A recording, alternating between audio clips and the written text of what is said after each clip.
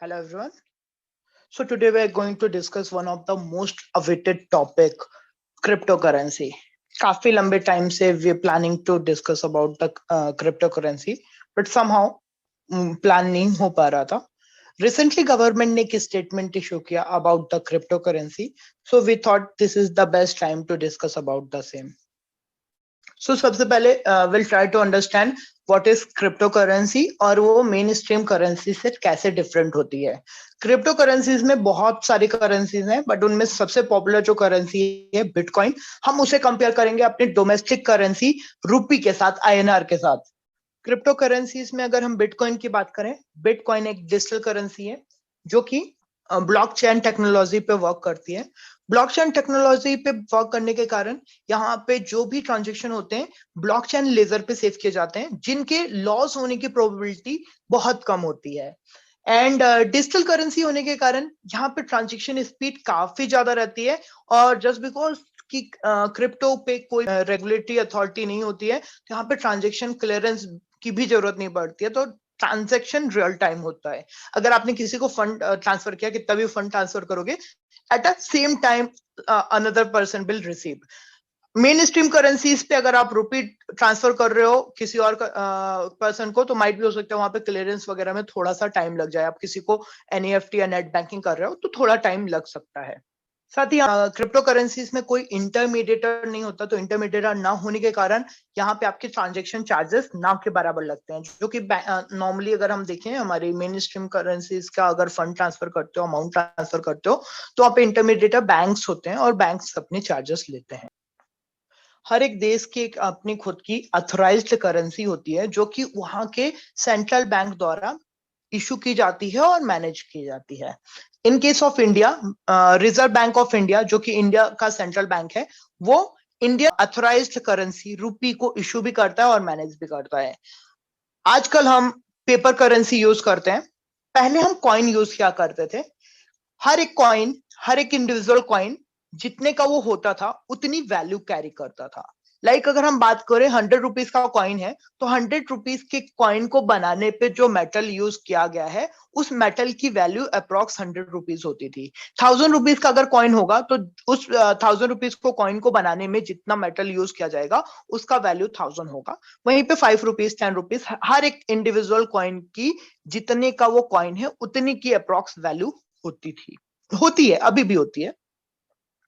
और अगर हम बात करें पेपर करेंसी की, तो उसे इशू करने पे बहुत नॉमिनल सा कॉस्ट लगता है. फॉर एग्जांपल आरबीआई 100 रुपीज का अगर करेंसी इशू कर रहा है, तो वहां पे 1-2 रुपए का ही कॉस्ट लगेगा. सो उसके लिए आरबीआई उसे प्रोमिसरी नोट या बैंक नोट बनाता है, जिस पे आरबीआई गवर्नर प्रॉमिस करता है कि इन केस अगर वो कोई नोट आरबीआई के पास लाता है, तो आरबीआई उसे 100 रुपीज देगा. वो मतलब उस पर्टिकुलर पेपर नोट की वैल्यू 100 रुपीज कब बनी, क्योंकि उसमें आरबीआई गवर्नर ने वहां पे 100 रुपीज देने का प्रॉमिस किया है. वो एक प्रोमिसरी नोट है, वो एक बैंक नोट है. आरबीआई कहां से देगा? तो आरबीआई ये जो प्रॉमिस है वो गवर्नमेंट ऑफ इंडिया के बिहाफ पे कर रहा है. बट फिर भी यहाँ पे आरबीआई जितनी नोट इशू करेगा उतने एसेट आरबीआई अपने पास रखेगा, on the form of gold, on the form of silver और फॉरेक्स रिजर्व. गोल्ड, सिल्वर और फॉरेक्स रिजर्व के फॉर्म पे जितनी करेंसी प्रिंट कर रहा है उतनी एसेट रखता है, कि in case of worst scenario अगर कुछ ऐसा होता है, तो आरबीआई करेंसी के अगेंस्ट पर्टिकुलर अमाउंट की एसेट लोगों को दे पाए. अगर वहीं पे हम बात करें क्रिप्टो करेंसी की, तो क्रिप्टो करेंसी ना ही रेगुलेटेड है, ना ही किसी इंडिविजुअल, ऑर्गेनाइजेशन और गवर्नमेंट तो छोड़ो, यहाँ पे कोई ऑर्गेनाइजेशन या कोई इंडिविजुअल पर्सन तक नहीं है जो उसको बैक करे कि इन केस क्रिप्टो में कुछ प्रॉब्लम हुआ तो मैं आपको आपके पैसे दूंगा, मैं आपको आपका अमाउंट दूंगा. कोई भी नहीं है,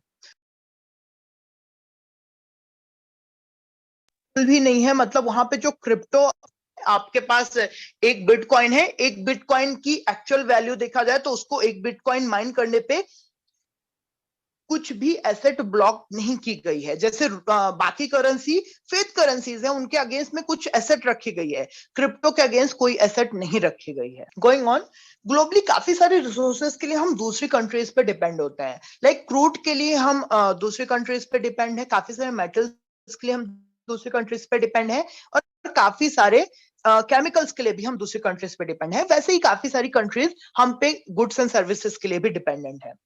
अब मुझे इनकेस अगर कोई मेटल चाहिए किसी और कंट्री से, लाइक फॉर एग्जांपल मुझे गोल्ड चाहिए फ्रॉम यूएस से मुझे गोल्ड एक्सचेंज करना है। सो सबसे मेजर चैलेंज ये आता है कि यूएस पे जो करेंसी चलती है वो है यूएस डॉलर, और हमारे इंडिया पे जो करेंसी चलती है वो है इंडियन रुपीज। अब यूएस डॉलर पे गोल्ड का प्राइस है $2000 फॉर एग्जाम्पल, और इंडिया पे गोल्ड का प्राइस है ₹5000। अब इन दोनों पे हम कैसे फाइनल करेंगे कि किस पर्टिकुलर रेट पे हमें डील करनी है? तो उसके लिए होता है एक फॉरेक्स एक्सचेंज, फॉरेक्स रेट हर एक कंट्री की एक फॉरेक्स रेट डिसाइड की जाती है। लाइक यूएस और इंडिया का, मतलब डॉलर और आईएनआर का जो फॉरेक्स रेट है एज ऑफ नाउ इट्स 75 का फॉरेक्स रेट है। तो अगर आपको कुछ भी यूएस से डील करनी है तो आप 75 के फॉरेक्स रेट पे डील करोगे, मींस 75 रुपीस दोगे तो वो $1 की वैल्यू का एसेट आपको डिलीवर करेगा। अब ये जो रेट है ये क्या बहुत फ्रिक्वेंटली चेंज होता है? क्या बहुत जल्दी चेंज होता है? नहीं, यहाँ पे उतना फ्लक्चुएशन नहीं है, उतनी वॉलेटिलिटी नहीं है। अगर आप देखोगे तो ज्यादा से ज्यादा ये क्या होगा, 75 to 70 हो जाएगा, या 75 to 80 हो जाएगा। ऐसा नहीं है कि 75 to 200 हो जाए, या 75 to ₹5 हो जाए, या 75 to 5000 हो जाए, ऐसा नहीं है।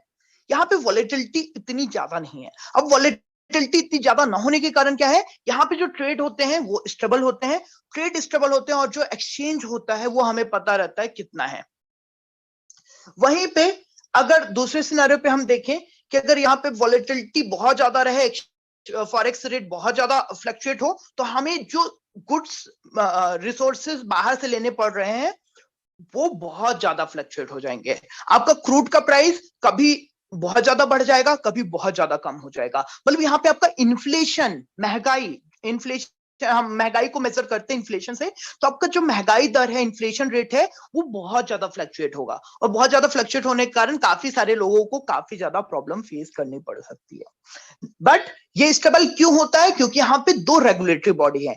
डॉलर को यूएस गवर्नमेंट मैनेज करती है, रुपी को इंडियन गवर्नमेंट मैनेज करती है। तो यहाँ पे दोनों गवर्नमेंट अपने अपने करेंसीज को मैनेज करती हैं, दैट्स व्हाई इनकी वॉलेटिलिटी बैलेंस रहती है, और यहाँ पे फॉरेक्स ट्रेड करने पे काफी आसानी होती है। फॉरेक्स ट्रेड करने से आसानी होने के कारण दोनों ही इकोनॉमी भी स्टेबल है, और वहां पे रहने वाले लोगों को भी अननेसेसरी वॉलेटिलिटी, अननेसेसरी इन्फ्लेशन नहीं फेस करना पड़ता है।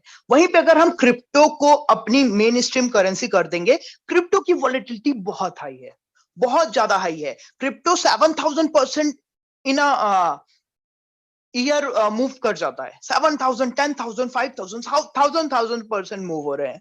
अगर हम उसे मेन स्ट्रीम करेंसी पे ला देते हैं, सो हमारे जो रिसोर्सेज है, हम दूसरी कंट्रीज से जो रिसोर्सेज ले रहे हैं, जो इंपोर्ट एक्सपोर्ट कर रहे हैं, वो बहुत ज्यादा वॉलेटाइल हो जाएगा।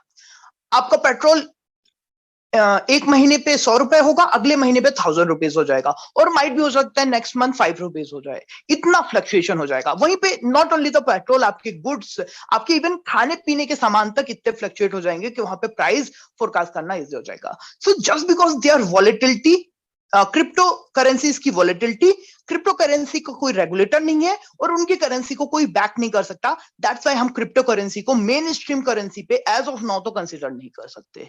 अगर हम इसे मेन स्ट्रीम करेंसी पे कंसीडर करेंगे तो इकोनॉमी कोलैप्स हो जाएगी, फॉरेक्स ट्रेड कोलैप्स हो जाएंगे, और इन्फ्लेशन, महंगाई बहुत ज्यादा बढ़ जाएगा। सो मेन स्ट्रीम करेंसी पे गवर्नमेंट द्वारा रेगुलेटेड करेंसी ही हमारे लिए अभी के लिए ज्यादा बेटर ऑप्शन है। सो क्रिप्टो को जो टू हाई वॉलेटिलिटी, हम यहाँ पे करेंसी कंसिडर नहीं कर रहे हैं, बट हमने देखा यहाँ पे 10 टाइम्स, 100 टाइम्स, इवन 1000 टाइम तक क्रिप्टो करेंसीज में मूव हो रहे हैं इन ईयर। एक साल में इतना ज्यादा रिटर्न मिल रहा है, इतना ज्यादा मूव हो रहा है, काफी ज्यादा कैपिटल गेन मिल रहा है। तो इन दैट सिनेरियो क्या हम इसे एक इन्वेस्टमेंट एसेट कंसिडर कर सकते हैं? क्या हम यहाँ पे एज अ इन्वेस्टमेंट यहाँ पे अपना अमाउंट पार्क कर सकते हैं for a period? Let's try to understand crypto की क्या कुछ इंट्रेंसिक वैल्यू है। हम जब कोई किसी भी एसेट में इन्वेस्टमेंट करते हैं, लाइक हम रियल एस्टेट पे कर रहे हैं, हम किसी मेटल पे कर रहे हैं, प्रीशियस मेटल पे कर रहे हैं, लाइक हम गोल्ड बाय कर रहे हैं, सिल्वर बाय कर रहे हैं, या फिर हम किसी कंपनी का बॉन्ड बाय कर रहे हैं, किसी कंपनी की इक्विटी बाय कर रहे हैं, तो वहां पे हम देखते हैं उसकी इंट्रेंसिक वैल्यू क्या है, आइडियली उसकी वैल्यू कितनी है, अभी फ्यूचर में कितनी होनी चाहिए, किस हिसाब से वो ग्रो हो रहा है।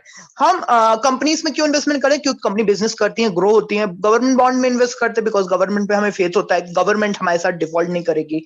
एंड वहीं पे अगर हम देखें प्रीसियस मेटल पे इसलिए हम इन्वेस्ट करते हैं क्योंकि प्रीसियस मेटल पे गोल्ड एंड सिल्वर है, इसलिए इन्वेस्टमेंट करते हैं क्योंकि वो काफी यूनिक मेटल्स है, लिमिटेड मेटल अवेलेबल है यूनिवर्स पे, और जस्ट बिकॉज वो लिमिटेड मेटल अवेलेबल है तो उनकी जैसी डिमांड बढ़ेगी तो उनके प्राइस बढ़ेंगे। सो हम यहाँ पे देखते हैं क्या क्रिप्टो में भी कुछ कंडीशंस हैं क्या, ये चीजें हमें क्रिप्टो करेंसीज पे भी मिल रही हैं क्या? तो क्रिप्टो करेंसी की इंट्रेंसिक वैल्यू कितनी होगी? इक्विटी पे इन्वेस्टमेंट करने पे हम इंट्रेंसिक वैल्यू देखते हैं, क्रिप्टो की इंट्रेंसिक वैल्यू कितनी होगी? So I as per my opinion, आप खुद भी चेक कर सकते हो if you are financial professional, crypto की इंट्रेंसिक वैल्यू इज 0। क्रिप्टो की इंट्रेंसिक वैल्यू नहीं है, क्रिप्टो की कोई इंट्रेंसिक वैल्यू नहीं है। देन वाई क्रिप्टो के प्राइसेस क्यों बढ़ रहे हैं? यहाँ पे लोगों को लग रहा है क्रिप्टो लिमिटेड है। यहाँ पे जो क्रिप्टो करेंसी जब स्टार्ट हुई तो यहाँ पे बोला गया कि हम केवल इतनी ही क्रिप्टो करेंसी स्टार्ट कर रहे हैं, इससे ज्यादा हम क्रिप्टो करेंसी स्टार्ट नहीं कर रहे हैं, स्पेशली द बिटकॉइन पे बोला गया कि केवल इतने लिमिटेड बिटकॉइन ही अवेलेबल होंगे, इससे ज्यादा बिटकॉइन माइंस नहीं किए जाएंगे। दैट्स वाई यहाँ पे लोगों को लग रहा है कि काफी यूनिक करेंसी एसेट है, लिमिटेड एसेट है, इसलिए इसके प्राइस बढ़ने चाहिए। बट क्या सच में ये यूनिक और लिमिटेड एसेट है?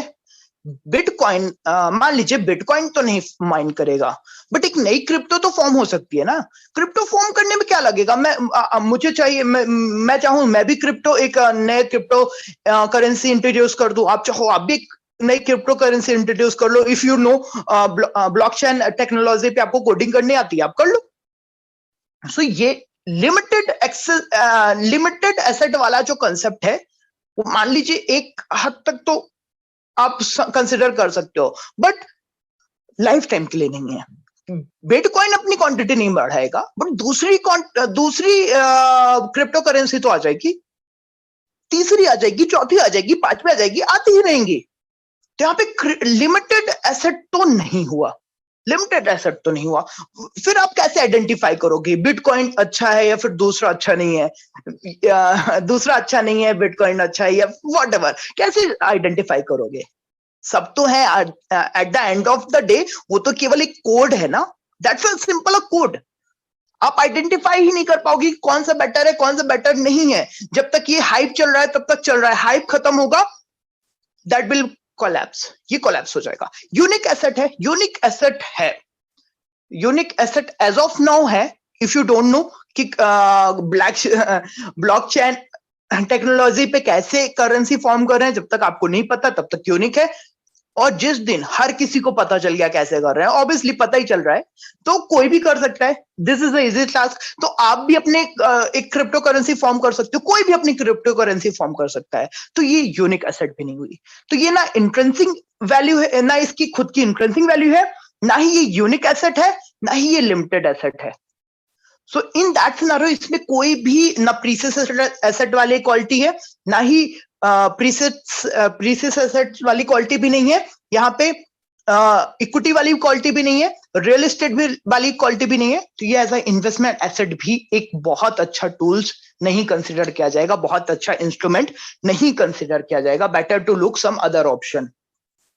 अब starting of the session we had discuss कि गवर्नमेंट ने कुछ कमेंट किया है। गवर्नमेंट ने क्या कमेंट किया है? गवर्नमेंट से ये बहुत ही इंपॉर्टेंट कमेंट आया है, और किसी और से नहीं, पीएम मोदी से ही आया है।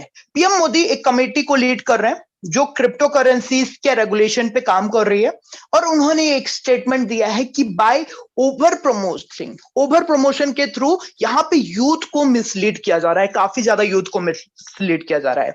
इंडिया पे 100 मिलियन लोग क्रिप्टो पे इन्वॉल्व है, 100 मिलियन। इतने डिमेट अकाउंट नहीं है, इतने टैक्स पेयर्स नहीं है जितने लोग क्रिप्टो पे इन्वॉल्व है। इतने 100 मिलियन लोग क्रिप्टो पे इन्वॉल्व हैं और उनमें से ज्यादा यूथ है। 15 से 25 साल के लोग सबसे ज्यादा हैं। 15 से 25 साल के लोग सबसे ज्यादा क्यों हैं? क्योंकि उनके पास इंटरनेट एक्सेस है और इंटरनेट पे क्रिप्टो को बहुत प्रमोट किया जा रहा है। तो क्रिप्टो को जो लिमिटेड एक्सेस वाला, लिमिटेड एसेट वाला लॉजिक था ना, वो बहुत हद तक सही नहीं है। सबसे ज्यादा क्रिप्टो बूम क्यों कर रहा है? क्योंकि यहाँ पे बहुत ज्यादा डिजिटल प्रमोशन किया जा रहा है और डिजिटल प्रमोशन से काफी ज्यादा यूथ, स्पेशली द यूथ को अट्रैक्ट किया जा रहा है। यहाँ पे अब यूथ आ रहे हैं, यहाँ पे काफी ज्यादा अच्छी बाइंग कर रहे हैं, काफी अच्छा इन्वेस्ट कर रहे हैं, तो उसका वैल्यू बढ़ रहा है। तो डिमांड जो बढ़ाई जा रही है ना, वो उसकी क्वालिटी से नहीं बढ़ाई जा रही है, डिमांड बढ़ाई जा रही है बाय मार्केटिंग। मार्केटिंग के थ्रू डिमांड बढ़ाई जा रही है।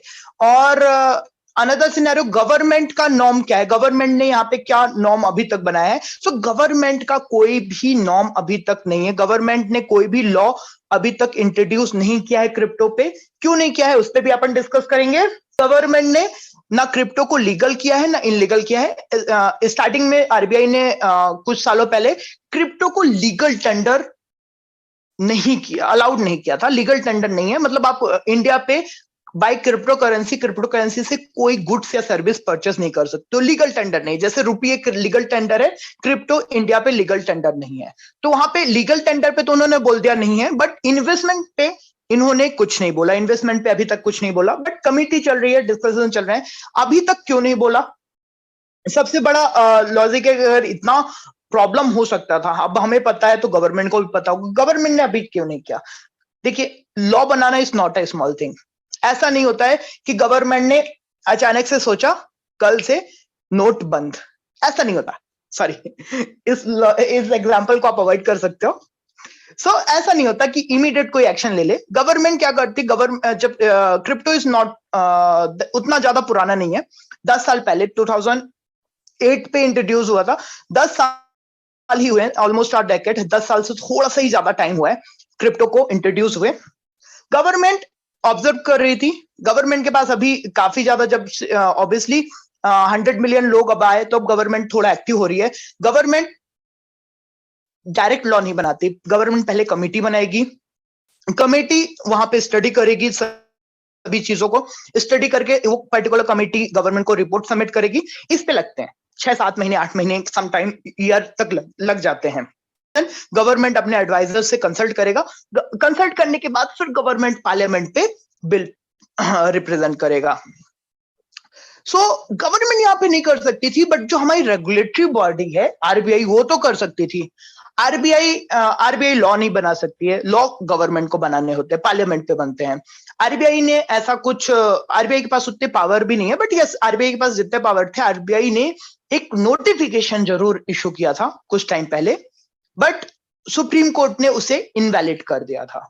आरबीआई ने नोटिफिकेशन इशू किया था बैंक्स को, जो आरबीआई से रजिस्टर्ड बैंक थे, कि आप कोई भी क्रिप्टो रिलेटेड डील पे इन्वॉल्व नहीं होगे डायरेक्टली। आप डायरेक्टली किसी भी क्रिप्टो रिलेटेड, मतलब अगर आपके पास इंडियन बैंक का क्रेडिट कार्ड, डेबिट कार्ड है, तो उससे आप क्रिप्टो नहीं बाई कर सकते थे।